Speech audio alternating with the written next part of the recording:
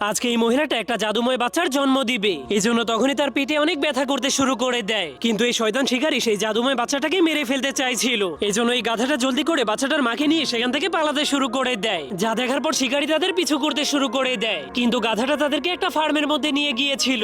সেখানে পশু পাখিরা বাচ্চাটার জন্য সবকিছুর ব্যবস্থা করে রেখেছিল। তখন জাদুময় বাচ্চাটার মা সেখানে বসে পড়লে গাধাটা বাহিরে গিয়ে তাদেরকে পাহারা দিতে শুরু করে। কিন্তু তখনই শিকারী তাদেরকে খুঁজতে খুঁজতে সেখানেও চলে আসে, আর সেই শিকারীর কুকুরগুলো গাধাটাকে বন্দি করে ফেলে। এরপর শিকারী বাচ্চাটাকে মারার জন্য যখনই ঘরের মধ্যে ঢুকতে শুরু করে, তখনই হঠাৎ করে সেখানে অনেকগুলো ভেড়া এসে তার উপর আক্রমণ করে দেয়। এমনকি উটেরা শিকারীকে ধাক্কা মেরে পাহাড়ের উপর থেকে নিচে ফেলে দেয়, কিন্তু গাধাটা তার শিকারী কুকুরগুলোর জীবন বাঁচিয়ে দেয়। এরপর তারা সবাই দেখতে পায় সেই জাদুময় বাচ্চাটার জন্ম হয়ে গিয়েছে। সে দেখতেও অনেক সুন্দর ছিল।